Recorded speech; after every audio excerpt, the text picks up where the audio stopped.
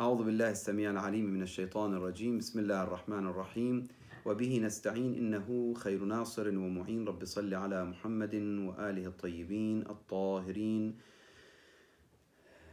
رب اشرح لي صدري ويسر لي أمري واحلل عقدة من لساني يفقه قولي.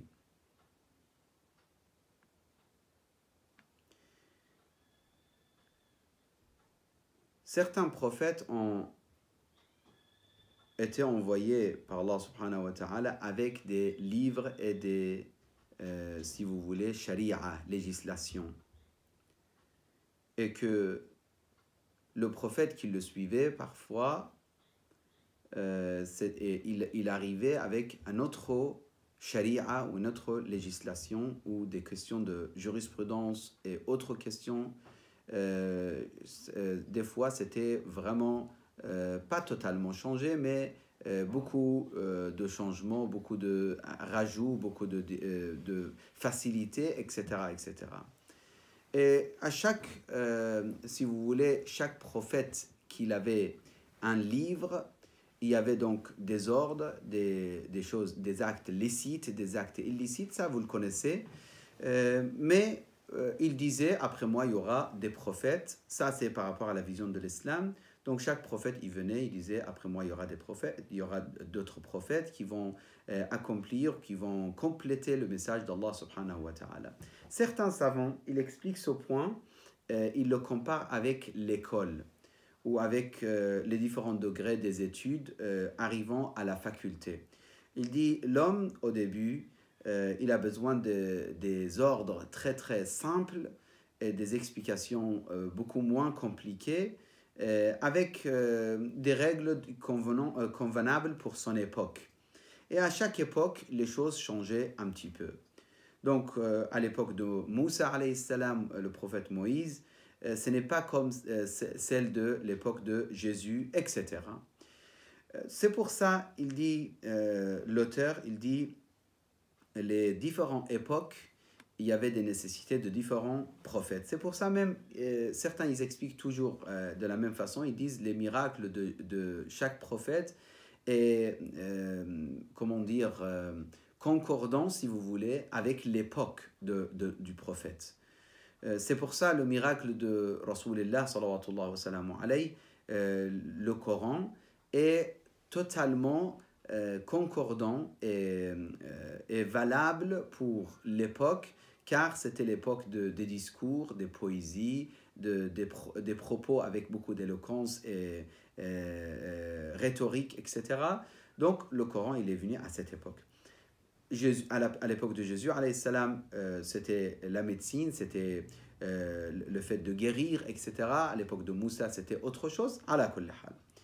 Donc, cette question de chaque époque a besoin des prophètes ou d'un prophète, c'est une question que dans l'islam, il a été développé, même dans les discours de Ahl al-Bayt, ils ont développé ce point.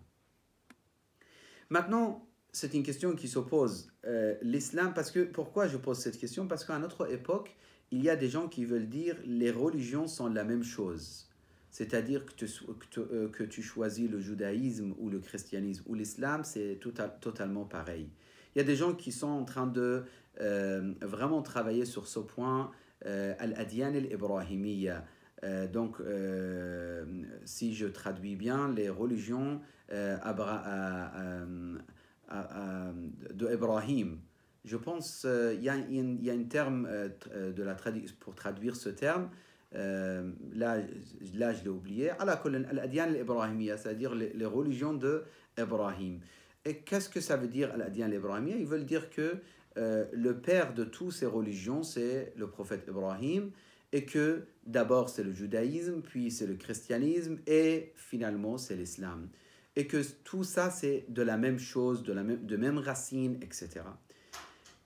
Et là, on a des tendances à dire qu'il y a des savants qui veulent prouver que si tu es juif ou musulman, finalement, ça revient à la même chose. Chrétien, la même chose.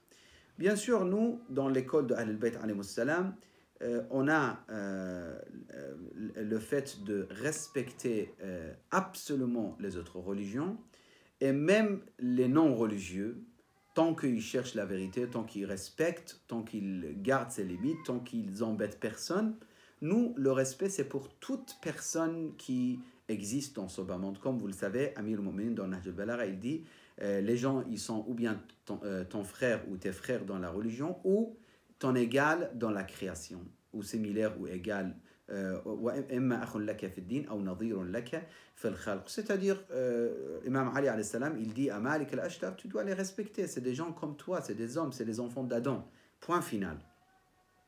Ça, c'est au niveau de éthique et comportemental, si vous voulez, avec les autres. Par contre, au niveau de théologie, on a énormément de hadiths, et ça, il faut souligner, il faut noter chez vous, si vous voulez, ou mémoriser, que Ahl al-Bayt, ils nous ont jamais dit dans leurs propos, dans le hadith, de choisir ce qu'on veut comme religion. Parce que malheureusement, tellement a eu des influences cette idée que un des savants à Qom, avec son apparence savant, bien sûr, il a le turban, c'est un sayyid très très connu. Carrément, il dit, celui qui suit n'importe quelle religion, s'il a des arguments, c'est suffisant pour lui. N'importe quelle religion. Ça, ce n'est pas concordant avec les propos de Ahl al-Bayt alayhi salam. C'est pas du tout... c'est contradictoire, en fait, avec les paroles de Ahl al-Bayt alayhi salam. Le Coran al-Karim également. Celui qui... celui qui choisit autre que l'islam comme religion, Allah subhanahu wa ta'ala ne l'accepte pas. Maintenant, vous allez me dire, mais on a dans les hadiths aussi que ça peut être, quelqu'un il peut être chrétien et décéder en étant chrétien et qu'il est sauvé. Oui, si jamais il n'a pas eu les informations sur l'islam, si jamais il n'a pas compris qu'après Jésus, il y a d'autres prophètes, etc. On l'appelle qasir et non pas muqassir. Si vous voulez distinguer entre les deux termes, qasir, c'est celui qui n'a pas reçu les appels, les messages, les informations. Donc, il n'a pas eu accès. Si vous voulez noter, qasir, c'est celui qui n'a pas eu accès. Alors que al-muqassir, c'est celui qui n'a pas voulu comprendre. Ça veut dire il avait l'accès, mais il n'a pas voulu. Et ça, c'est très important, ces deux termes, pour la jurisprudence islamique dans l'école de Ahl al-Bayt, c'est très utilisé ce terme. Vous allez le retrouver dans vos études, qu'on parle de quelqu'un qui, par exemple, il s'est trompé dans la prière, dans la façon de faire la prière, pendant quelques années, ou il s'est trompé dans la direction de Kaaba. Donc, il priait, par exemple, vers l'est, alors que le Kaaba, c'était sud-est, par exemple. Ça dépend de quel pays où il est. La direction était sud-est, lui, il priait vers l'ouest, carrément, par exemple. Ou vers le nord, par exemple. Donc, ça change si il est qasir ou il est muqassir. Qasir, c'est-à-dire n'a pas eu l'occasion de comprendre alors qu'il voulait. Al-muqassir, c'est celui qui n'a pas voulu comprendre et apprendre et savoir. C'est une grande différence entre les deux. Donc, je reviens, si vous voulez, dans l'école de Ahl al-Bayt, l'auteur, il dit فالدين اليهودي قد تحول من دين عام الدعوة مصلح للمجتمع إلى دين قومي ضيق. Il dit le judaïsme était une religion pour toutes les personnes, tout le monde. C'était une religion à travers les prophètes de Bani Israël, pour tout le monde, mais c'est devenu restreint et il a visé un peuple précis. C'est-à-dire, il est devenu, au lieu qu'il soit une religion générale, il est devenu une religion pour certains, ou pour un peuple précis, ou pour certains, ou pour telle tribu, etc. Donc, et ces gens-là, bien sûr, ils ont l'idée que nous sommes le peuple élu. Dans le Coran, c'est mentionné, et aujourd'hui, dans la culture, on le voit. Après, peut-être il y a des juifs qui n'ont pas cette pensée. Je n'ai pas fait des études sur ce point. Je ne peux pas juger, ni confirmer, ni mettre en cause. Mais ce qui est connu, ce qui est réputé, qu'ils pensent que vraiment Allah les a favorisés. Ça, c'est de point de vue général, c'est connu dans l'école, dans cette école. Le christianisme, ils n'ont pas cet aspect, la question d'être favorisé, ni la question d'être enfermé. Ils sont au contraire très ouverts et ils ont essayé de partager leur foi avec le monde entier. Ça, vous le connaissez parfaitement.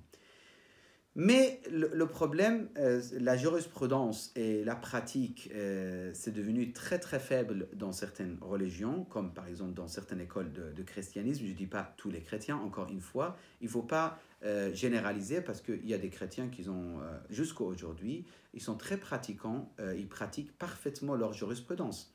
Mais de point de vue général, on peut dire dans le judaïsme, il y a plus de questions de dogme, etc.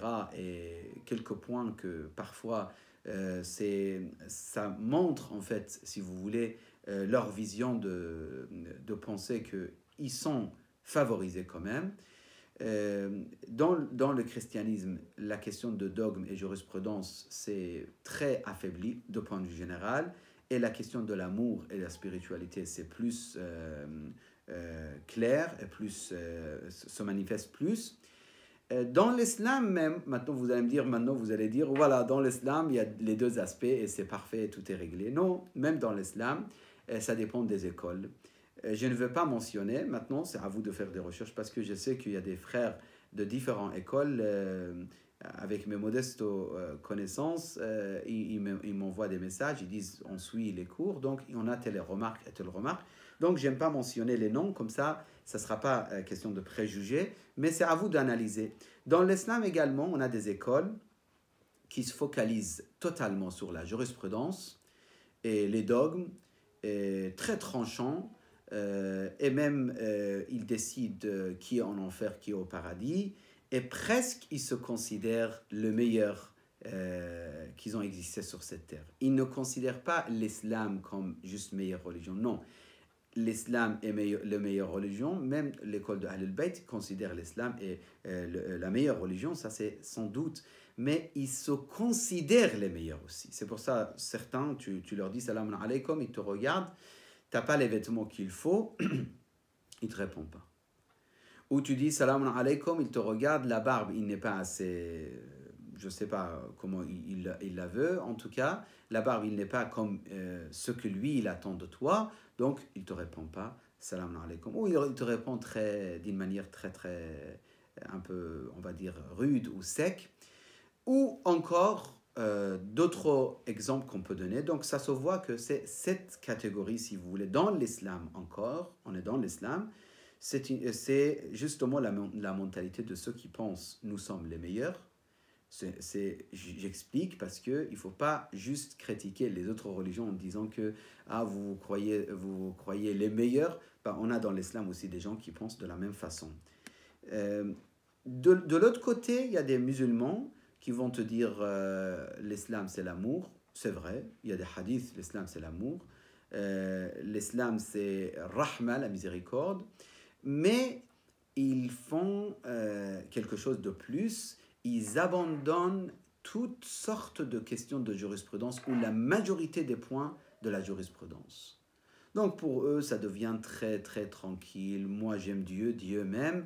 Donc la prière, des fois oui, des fois non, c'est pas un problème. J'ai ma spiritualité, après je présente ma spiritualité avec Allah, des fois avec la prière, des fois avec autre chose. Donc je m'assois avec des gens avec du vin sur la même table, c'est pas un grand problème. Des fois je mange viande non halal, il dit Bismillah ar-Rahman ar-Rahim, ça devient halal, ce n'est pas un problème, etc. Et ça, ce n'est pas des blagues ou ce n'est pas pour dévaloriser qui que ce soit. Justement, je n'ai pas mentionné quelle école. Donc c'est à vous de voir qui pratique l'islam de cette façon.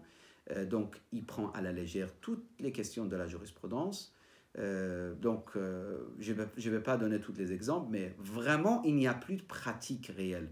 Tu vois la femme dans cette école, tu ne peux pas la distinguer avec vraiment une femme qui ne croit en rien, par exemple. Que ce soit dans la façon de s'habiller, que ce soit dans la façon qu'il mange, ce qu'il mange, etc. Comment il discute, comment il rigole, comment il chante, comment tout même des fois il danse, vraiment. Une femme qui peut danser, elle te dit, moi je suis très pratiquante et musulmane.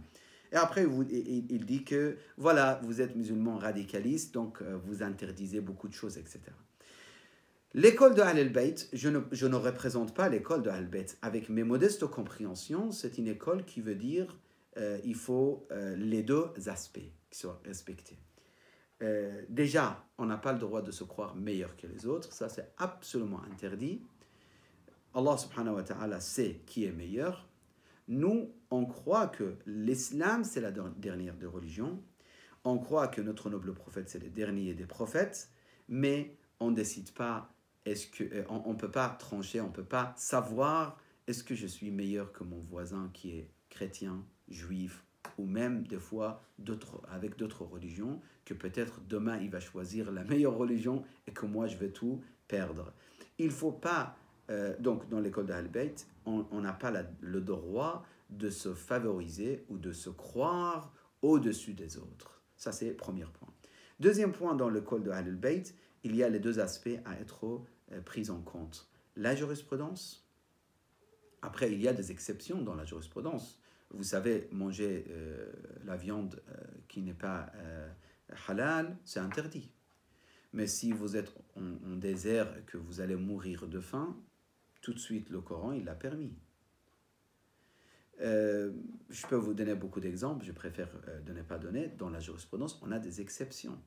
La musique, ce n'est pas, nos ulama, nos savants, ils n'ont pas dit toutes sortes de musique, c'est haram. Il y a des musiques qui sont interdites, il y a des musiques qui sont permises.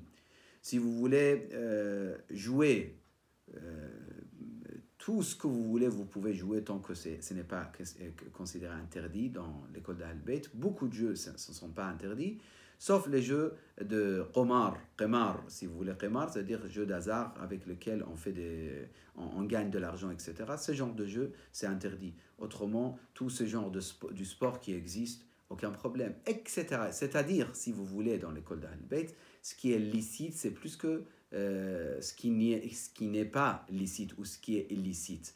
Donc, al-halal, aktharu min al-haram.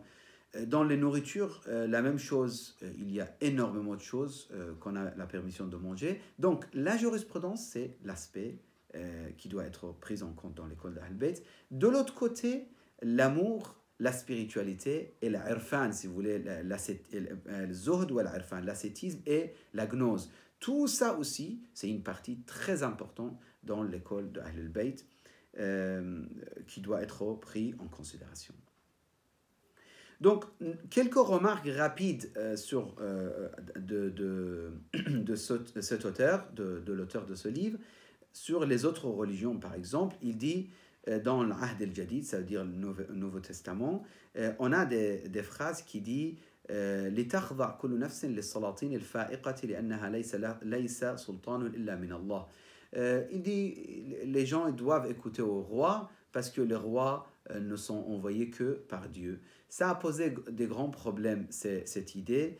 Les rois ils se présentaient en tant que représentants d'Allah subhanahu wa ta'ala ou sur cette terre, donc leur injustice, leur mensonge, si vous voulez, tyrannie, etc. Tout ça, c'était obligé à accepter par les gens, les pauvres, parce qu'ils pensaient que c'est de la part d'Allah subhanahu wa ta'ala. Il dit, l'auteur, il écrit, il dit, ces points sont très sensibles et très mauvaises pour la communauté et pour la foi des gens. Même dans l'islam aussi, on a des écoles qui disent, celui qui est devenu roi, ça y est, ils interprètent ce verset qu'il faut obéir à la lettre les rois. Donc c'est la même chose, c'est le même problème. Sauf que dans l'école d'Ahl-Bayt, non, ce n'est pas vrai. L'interprétation de ce verset, c'est Ahl-Bayt alayhi salam. On obéit l'infaillible.